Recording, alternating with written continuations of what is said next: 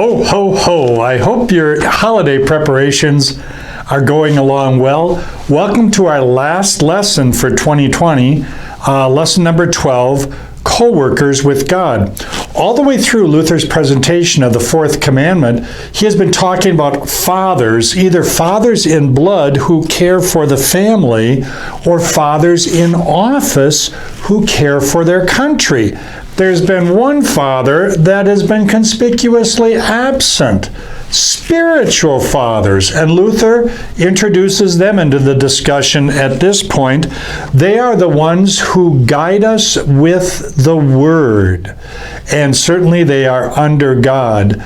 Luther talks about how in the past, Germans supported 10 fat bellies under the medieval Roman Catholic Church, but now we are so afraid of of starvation that we cannot even support one respectable preacher, he says, and yet they are owed double honor, that they are provided for, and that we deal well with them, that we listen to their preaching and take their teaching to heart.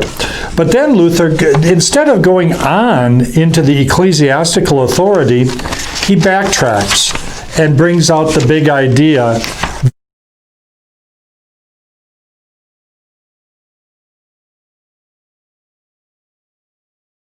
that God, or all authority, is under God for the care of others. The big idea is all authority is under God for the care of others.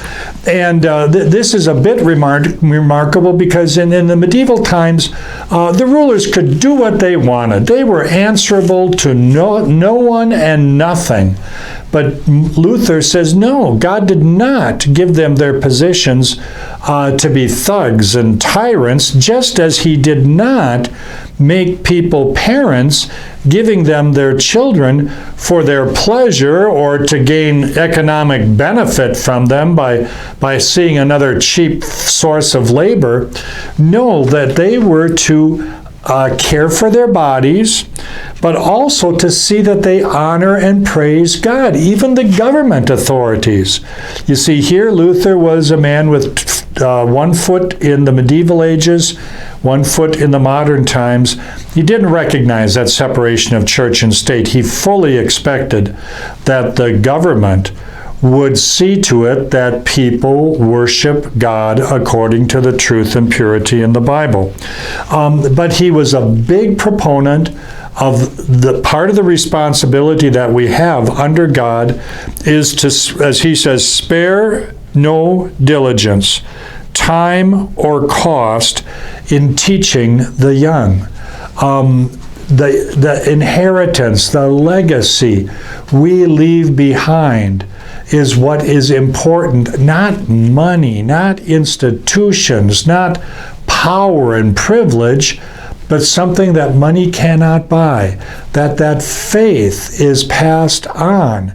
In that sense, we can improve upon what we have to make life, to make the country better for the next generation. And so the big idea that all authority is under God, not just ecclesiastical authority. Parents are answerable to God. Government authorities are answerable to God. And so as part of their concern, it should be for the spiritual care of those who are under them as well. It's a two-way street. Those who are governed by parents, by government authorities or under church authorities, owe obedience and support and love. But those who are in positions of authority have to recognize why they have been put there by God for the care of others. Good luck in reading the material and answering the questions. Remember, teachers, go to the Group Me staff meeting message thread. Members of the church, go to, if you're enrolled in the class, go to the Luther's Large Catechism Facebook page. Merry Christmas. See you next year.